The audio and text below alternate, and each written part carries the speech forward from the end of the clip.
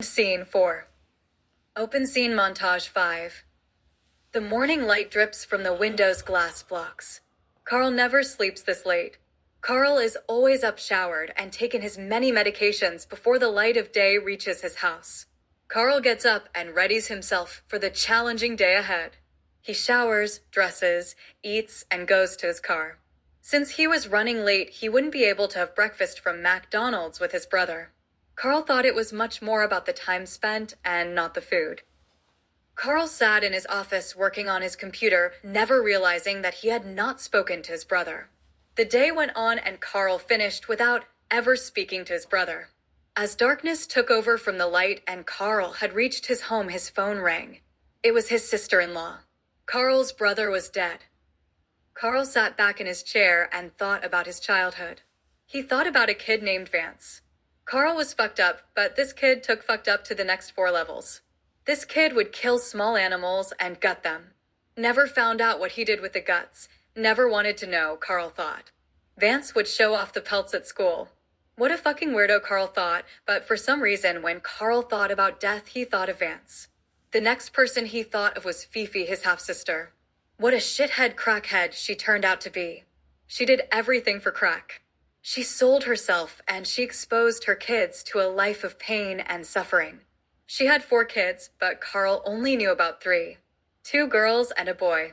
Carl remembered visiting the apartment when the children were small.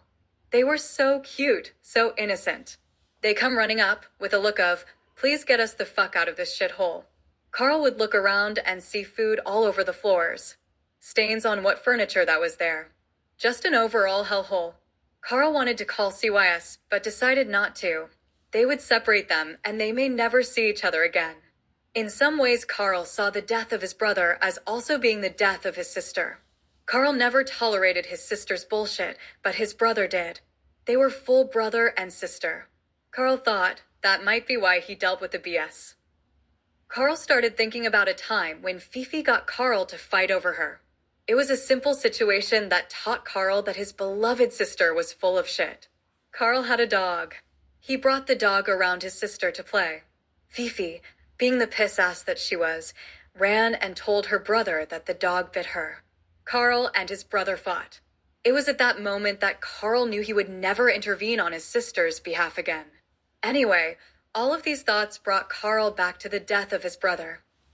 After attending the funeral of his brother, Carl was a changed man. He was angry, sad, and disillusioned. Carl went to work and did his job, but seemed removed from reality.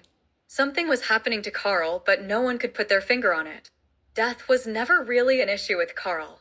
He had friends who died, pets, and even people he disliked. Death was all around.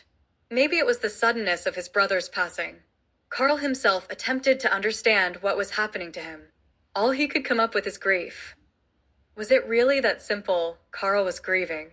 It didn't take long for his grief to turn to anger. Carl's anger was dangerous to both Carl and the general public. Sometimes Carl would play Russian roulette. Carl had a 6-shooter, a .38 caliber Smith & Wesson. He would load it with just 1 bullet and put the gun to his head. Sweat would pour from his forehead like rivers running downstream. Carl would sit for what felt like hours, never pulling the trigger. Then Carl would sit back in his chair. Coward, he thought. Carl was just a fucking coward. End scene montage 5.